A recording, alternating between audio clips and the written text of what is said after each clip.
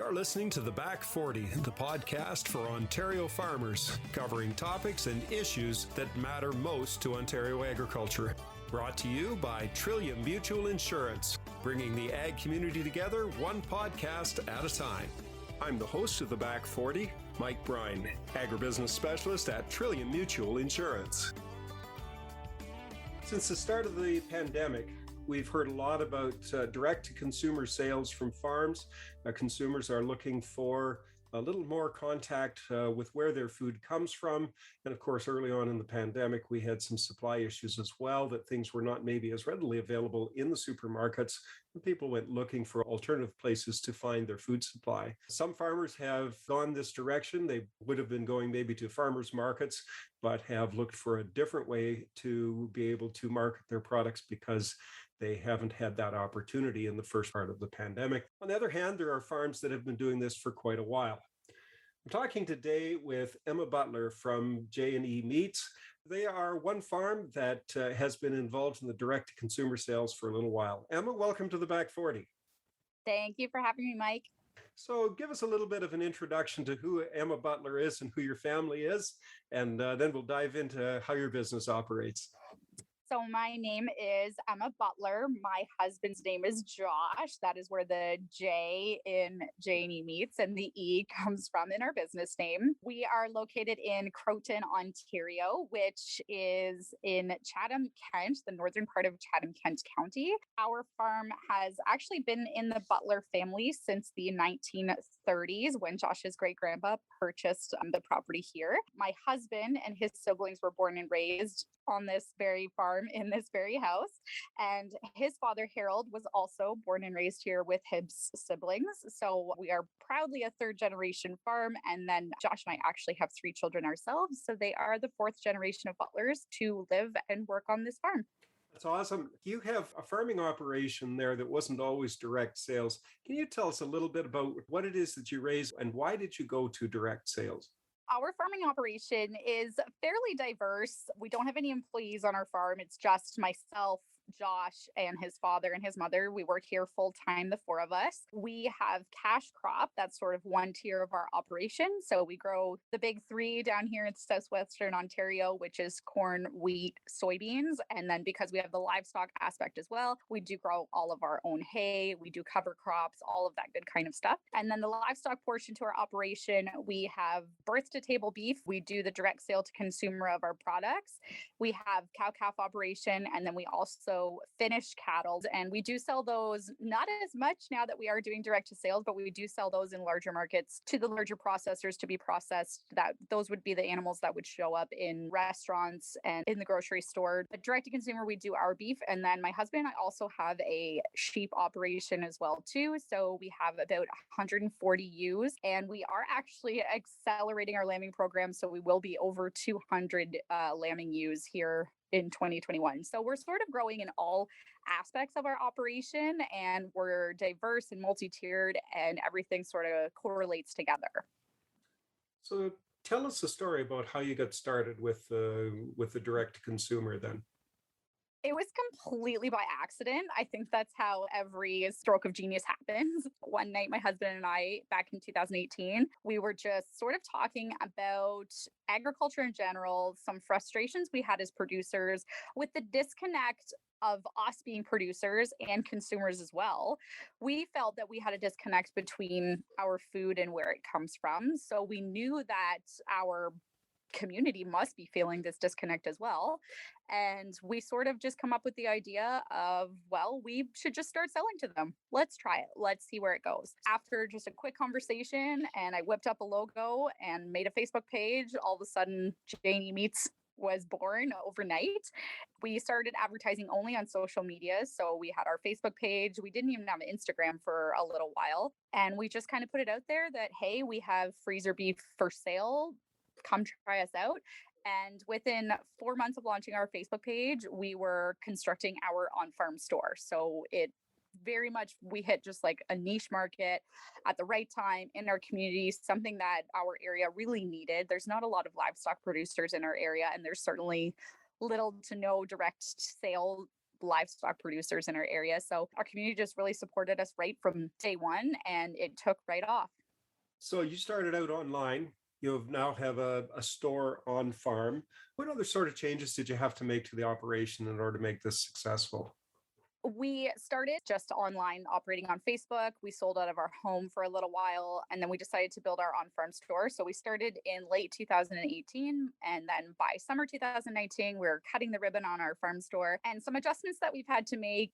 We've really had to manage our own time, obviously, with the farm and everything that we have going on. We have small children as well, too. So time management has been something that we've really had to kind of work on and work with our customers and what their needs are as well. Leading back to our livestock operation, because J&E Meats took off so well right off the bat, we really had to get down to the nitty gritty and look at our operation and look at our cow calf and what our production was and look at our sheep flock and decide right then and there how we were going to make moves to have that production that was going to meet our consumer demand. Because as I'm sure you're aware, maybe the listeners are aware, you can't grow a beef animal overnight. It's 18 months to 2 years to grow that animal to finish. We really had to start making moves back then in 2018, early 2019 to even meet where we are now here in 2021. So we really took a risk in our livestock operation wise to just go for it and to just try it. And we used to do direct sales just sort of with the chicken in small batches. And then we started doing more and increasing more. So we've kind of went out on a limb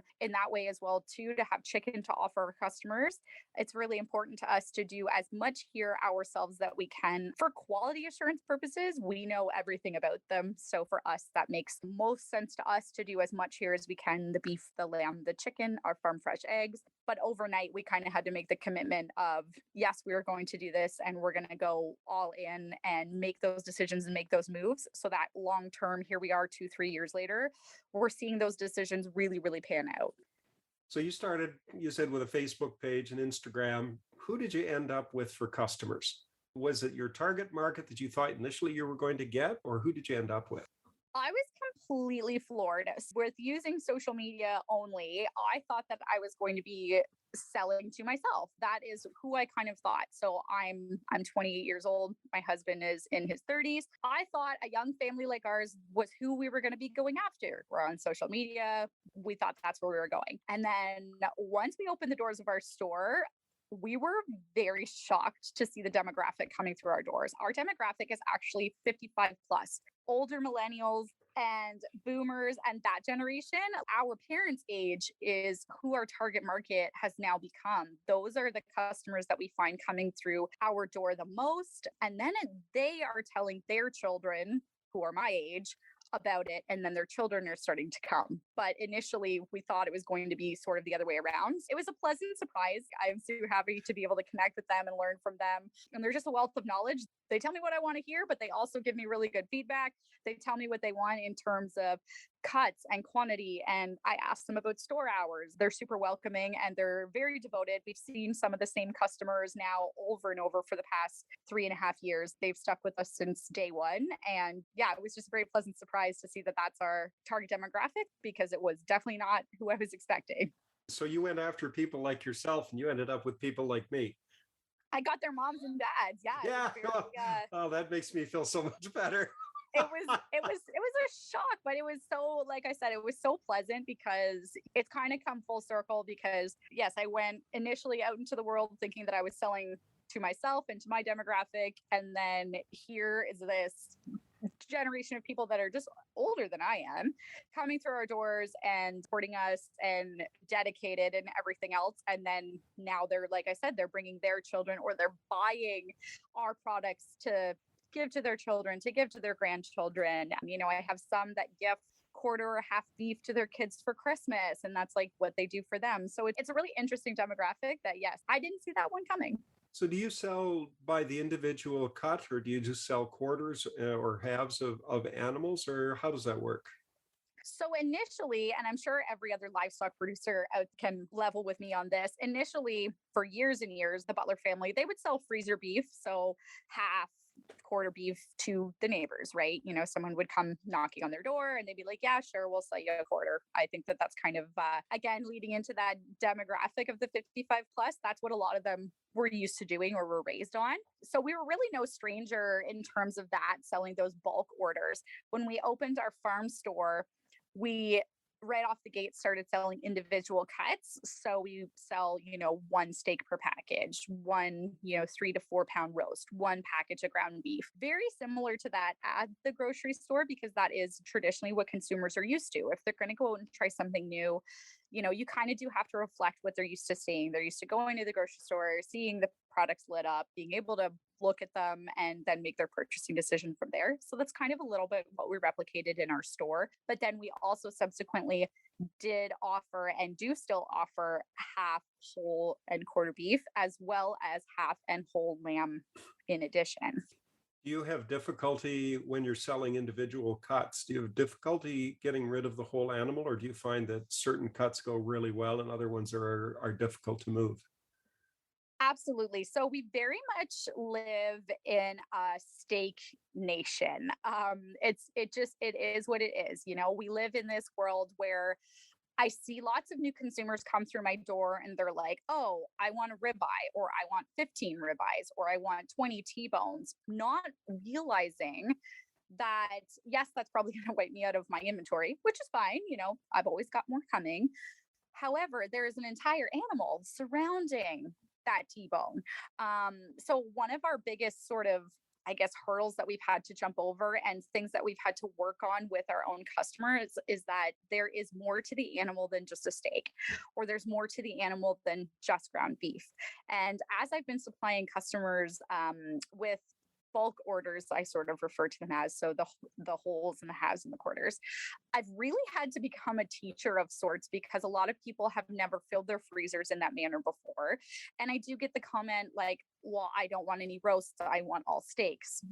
Well, that doesn't necessarily happen. You're taking an entire part of an animal. I've really had to become this educator that I didn't think was going to happen, because myself, I was born and raised on a beef farm. So I'm very well versed in the cattle industry. I'm very well versed in agriculture. And I was maybe a little bit naive. I thought everybody had a more general knowledge, but I quickly realized that people don't know anything. And I'm not saying that in a rude way, but they don't know anything. They have no idea, like, oh, why can't I get 40 ribeyes? I'm like, what about the rest of the animal? What about the roast? What about the ground? What about, eating more nose to tail, being more conscious of what actually is produced by an animal? A beef animal is not made up of ribeye steaks.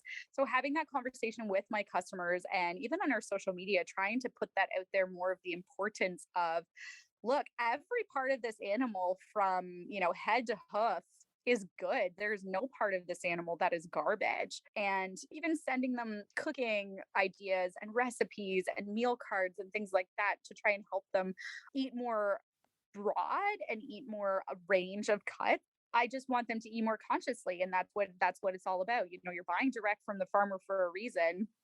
So I want to be able to provide my customers with that information of, yes, how it was born and raised. Yes, its date of birth if you want to know it. Yes, I can tell you when it was harvested, how it was packaged, what it ate. But I also want you to consume the whole thing. That's sort of just where I come from. And that's the narrative that I really like to share with our consumers as well. And then leading back into, is it hard to move certain cuts and others? It's definitely seasonal leading into that steak nation. Right now we're coming off the summer. So this summer I've sold obviously a lot of steaks, a lot of burgers, etc. But now here going to lead into the new school year, we'll put it that way. I will predict that I'll start moving a lot more roasts and ground beef and things like that. So it's definitely like an ebb and flow of what moves and kind of what doesn't. But overall picture, I am trying to move the entire animal. I think that a lot of people don't realize that I certainly enjoy a good steak, but as you say, there's other parts of the animal. You simply have to cook them in different manners. Some of them you can't just throw them on the barbecue and cook them. Some of them have to be slow cooked. Some of them have to have a marinade. Some of them have to have some other types of recipes there. I grew up where we used to get half beef, so I'm well aware that it doesn't all come in steaks. Well, that's just it. And then, just kind of building a more conscious consumer is something that I really want to strive for, because I have complete confidence in my consumers. I know they're smart. I know they've done their research. I know that the reason why they are shopping with me is because I fulfill all of their needs, fulfill that narrative of the warm and fluffy and like it's coming from a farm and I can meet the farmer. But then I also fulfill their needs if they want a good product at the end of the Right. day, like that's what keeps them coming back through my doors and keeps them in conversation with me is that I have a good product and my product speaks for itself. So that's kind of part of that narrative of just eating more consciously is that, my cross-cut rib roast is just as delicious and tender and amazing as my filet mignon.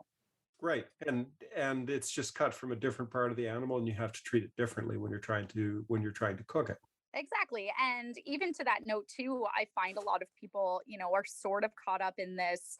I don't really want to call it a fast food nation, but they're doing a lot of meal prepping and meal planning, which is absolutely amazing. But they sometimes get stuck in that rut of just convenience. So, maybe, yeah, they're always just eating chicken breast because it's convenient and they know how to cook a chicken breast. But if you take an extra 10 or 15 minutes, you can have a really awesome rump roast. There's different ways that you can make your meat taste different according to your palate while still eating consciously, while still eating Do healthy. you like what you're That's hearing really from what the it's all back about. 40? So when We'd the like to hear pandemic from hit, you. what changed Send for us you? an email with your Oh, comments and Lord. thoughts So to interesting. theback40 at Everything I would say changed trilliummutual.com for or us. follow us on Our social media business at grew Trillium tenfold Mutual. in the snap of a finger, something that I really could not have predicted. One of the issues that we faced was all of a sudden we have this massive surge in demand, which is awesome, which left me standing at the doors of my store with my arms wide open, welcoming everybody in. It sort of domino affected, okay, I have this really giant surge in demand, which is amazing, which is perfect, but I have to have these cuts available to serve this giant demand that all of a sudden I have, which dominoes into I didn't have the space booked to the abattoir. So, now I have this pen of cattle that is ready to go to serve this giant demand, but there's this gap of I can't get them processed fast enough and I can't get them back here and into the hands of my customers fast enough, which I think this has always been an issue in Ontario, that there's always been this sort of bottleneck of producers producing this really high quality product and there's hundreds of animals ready to go, and then above that there is this giant massive consumers that are pushing this demand, and then the bottleneck kind of comes to this middle part between the two where it's we have a lack of processors, we have a lack of butchers, their infrastructure is crumbling, like they weren't set up, they're not ready to feed this demand, so to speak. So when COVID happened, it was the best thing that's ever happened for our business, but it's also really reared the head of challenges that we knew in the background we were always facing, but now it's definitely brought them to the surface. So when we go back to whatever passes for a semblance of normal, what changes back to what it was before and what stays the same? Our new thing in January 2020 was I was launching a website. Go figure, I was super stubborn and I was holding off for the longest time because I know from my past job experience, I used to work for John Deere. So I know in my past experience with that, I know how hard managing a website is. I know how much work it is and all the trials and tribulations that came with it. So I really put that off. So then come January 2020, our farm store had been open for 6 to 8 months. And I thought that's going to be our new thing for 2020. We're going to launch a website in January and we're going to start doing online sales, which was a big step for our business because it's another avenue to get our product out there. It's another workload. And then it's allocating inventory accordingly. I had to make sure that I had inventory for my storefront, but then also inventory for my online sales, etc. So I launched that in January 2020 and then flash forward to March when everything went down, we'll call it. I was not ready to process online sales. I hadn't really made it that clear that I was taking online sales, but then all of a sudden the entire world flipped to doing online sales. So then for myself as a small business, I was trying to catch up and I learned very, very quickly how to process online sales, how to allocate inventory. And then we did contactless pickup. Here we are in mid to late 2021. What stays the same for us, we're going to continue to operate our on-farm store at the capacity that we know that we can handle it. And then our online sales, because now customers are very versed in ordering online, or I find that they'll look online on our website if they haven't been here before to see what we have. And then they come into my store and they realize quickly that I have a lot more in store than I do online. But that's what I think is going to stay true is that trend of shopping online, ordering online, or even just viewing online. Like the online sort of virtual world is much more bopping than it initially was in 2018. When we started our business, it's really jumped and grown in leaps and bounds, and consumers have really learned a lot. So for myself as a small business, maintaining my online presence as well as my physical presence is kind of been the balance. But I think going forward that's going to stay true. It seems like that's where consumerism is sort of going. Sounds like you've got a lot on the go here. What are your store hours for people to come in and buy from you? So prior to the pandemic, we were open Saturdays and Fridays. Then when the pandemic hit, we actually closed our store because again, nobody knew what was going on. And then I also sneakily was pregnant and I didn't tell anyone. So we kind of took that a little bit as our scapegoat of like, perfect. Now I can go off and have my baby and mind my own business and manage our store and our business online. And then when we're ready, we will reopen. So we went ahead and did that. And then we reopened in August, actually, of 2020.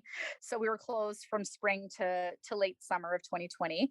And then we only opened one day after that because that was really all I could manage just personally for our family and our farm. That's all I could manage. But then also kind of fell back to inventory management. Inventory management has been my biggest challenge. There was a few times where I felt bad because we kind of had empty shelves in our store. So flashing forward this summer, we decided to reopen another day. It's another opportunity for customers to come out and shop. It's also an additional opportunity for those that place online orders with me to come and pick up their orders if they want. I'm sure our customers would love it if we could be open 7 days a week, but that's just not realistic. And at the end of the day, we're a small business and we are a family and we have to do what's best for us, not what's best for everyone. So when you're moving product, how much of your product would you move through your store? How much would go from the online sales and how much would go for people that are interested in a quarter or a half beef? I find that summertime, I'm the busiest for my half whole and quarter beef, slower in my store, and busy again online. And then come the winter fall season, I find my store is extremely busy. My online sales are kind of tapered off, which I find is more so because customers are coming into my store. So they're not maybe doing as much online in the convenience. They're actually making the trip out. And I find my half and whole and quarter beef sales, they kind of ebb and flow in the wintertime as well, too. But I definitely would say that they're much more clustered in the summertime. So it's just really interesting to see the consumer patterns and how they've played out. And then for our lamb as well, we've really been working hard in this corner of Ontario to push Ontario lamb and to get the product into people's hands and to get people to try it. And that has also really, really taken off for us as well. So do you carry anything in your store or on your online store other than what you produce on your own farm?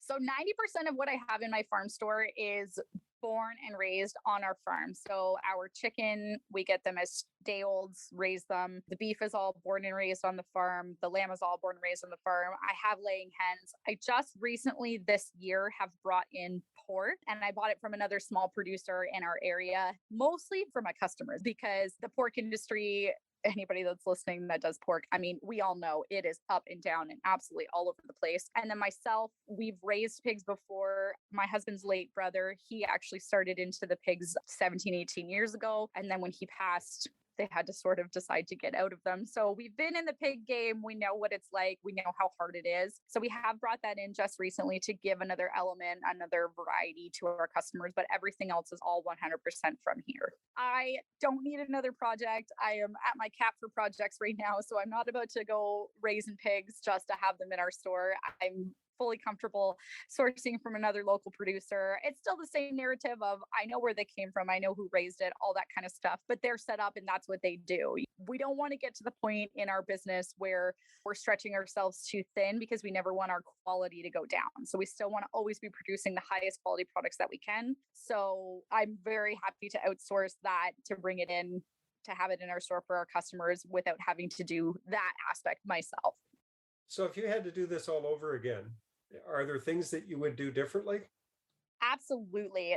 I've been doing this a while. I've made a lot of mistakes. So if you have questions, please ask me and I will tell you what not to do. There are absolutely things that I would do differently. One of them, and this is sort of like a chief little nugget of information that I give please don't build a store first. Don't be converting your garage. Don't be getting freezers. Just stop yourself before you get too far ahead of this thing. Because what I've learned from small business is your business is like having your son or daughter at university, right? Like you very much have to fund this thing. You have to support it emotionally, but you also have to let it grow and do its own thing. Like you should not be paying out of your pocket consistently for your business. At some point, your business needs to be covering all of the debts and the expenses. I would very strongly recommend really get your clients and build your presence online first before you jump into this store thing, because the store thing is nothing but overhead expenses.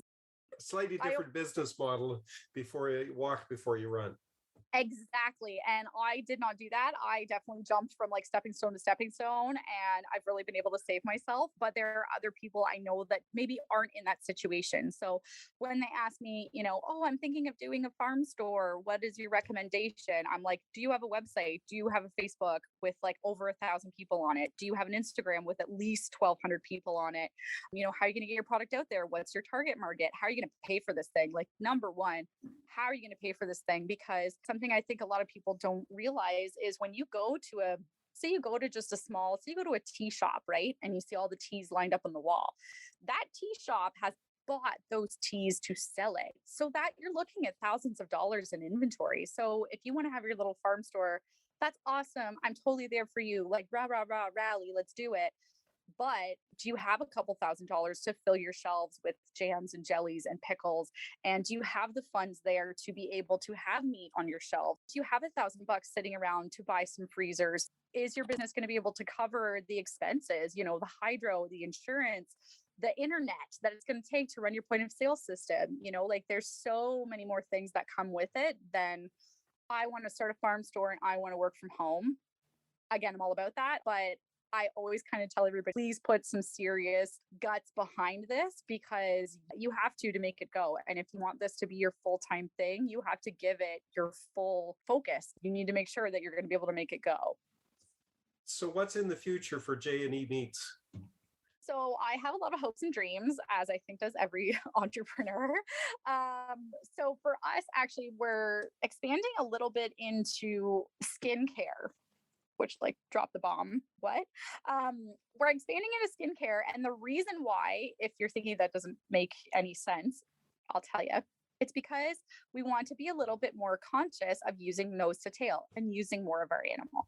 So right now what we're doing is we're taking our beef tallow and we're turning it into all natural skincare products. So I'm working with somebody that she is absolutely phenomenal. She's been in the beauty industry for 15 years. She makes all of our skincare products for us. She's licensed. She's legit. It's not me in my kitchen cooking up this skincare. But I take her the piece of tallow and she renders it and she turns them into these beautiful products that are all natural that feed your skin. Myself, I love using all natural skincare products. So for us, kind of adding that to our lineup and to be able to have a shippable product and to be able to have a product that doesn't have an expiration date or that doesn't need to be frozen. This is sort of an experiment in all the things. We're trying it out. We're seeing how it goes. I've been using these products myself for the past 4 months because I'm not going to put anything out there in the universe that I don't absolutely love. And then long term, our goals are to keep on trucking, literally just to keep doing what we're doing right now. We want to build a bigger store. We eventually would love to have our own butcher shop and be able to have control of aging and cutting and wrapping our own products. And we're definitely on track to do so. So what would you say is the best part about this business model, and what might be the worst? I have an answer to this that answers both best and worst. So I would say building relationships with your processor and the consumer, and get into shipping, building relationships with Canpar and Canada Post and all those other avenues, because one of the things that makes building relationships the best thing and the worst thing is it's hard to build relationships sometimes, especially even in the abattoir world. A lot of people have been going to the same abattoirs for a long time. So if you're looking to do a business model like this and you aren't currently in goods with your local processor or your local butcher, now's the time to start building those relationships, because those are the people that you rely on to get your product out there. Unfortunately, as of recently, social media has really, really changed their policies and their guidelines and their community guidelines a lot. Anybody that has an animal based product, whether it's meat, whether it's wool, whether it's tallow, who knows, has been getting suppressed by the algorithm, which doesn't seem like it's a big issue, but it is. When all you do is advertise on social media, if our posts are not getting the traction and if they're not getting in front of all of our people that like our page, we have to find other avenues to do that. So in building relationship, I've turned against social media and I've been focusing a lot more on our emailing list, which is another direct to consumer. It pops right into your mailbox. There are people that shop from us already. There are people that actually care about us that come into my store that see me. So I've been building more relationships through my email list and sharing a lot more through my email list because that's something that I control and something that I own. So I'm not relying on my relationship with the big social media monster because that relationship is very quickly getting broken and I am getting the short end of that stick. Building relationships too kind of leads back with the processor. We process every Monday. We do 2 or 3 beef every single week. Lambs have been an issue this year getting them in to be processed. So we've had to build relationships with new processors that we've never worked with before. That is what my answer would be, is that this business model, building relationships, is the best thing because that is what, ultimately determines the success of your business. But it's also the worst thing because you really have to go out on a limb and then you have to reshare your story and you have to really put yourself out there and be vulnerable. So if you're not necessarily comfortable doing that, then you have to figure out ways that you can present that information to help build those relationships that you ultimately need, because I would be nothing without my customers and I would not have a business without them. But I need those tools and resources to be able to get the products into their hands. So if people want to get a hold of you and people want to buy some meat from J&E Meats, how do they do that? So it's really easy. I'm super accessible. You can Google J&E Meats. All of my information will pop right up. You can see our 5-star Google rating and all of our reviews right on there. You can always find me on Facebook at J&E Meats, on Instagram at J&E Meats, and we're also at Camden Tallow, CAMDENTALLOW on Instagram as well too. That is where you'll find all of our information on our new skincare line. You can also find us at janemeats.com, or our farm store is open on Fridays and Saturdays. All of our information can be found on our website as well too. And we're located at 12280 Croton Line. We're in northern Chatham-Kent between Dresden and Thamesville. That's awesome. We've been speaking with Emma Butler from J&E Meats about the direct-to-consumer sales. Join us next time when our guest will be Anne Wasco. Anne is the chair of the Canadian Roundtable for Sustainable Beef, and we'll be talking about what the beef industry is doing to reduce emissions and become more sustainable in the production of beef in Canada. That's next time on The Back 40. Emma, thanks very much for being on The Back 40. Thanks for having me, Mike.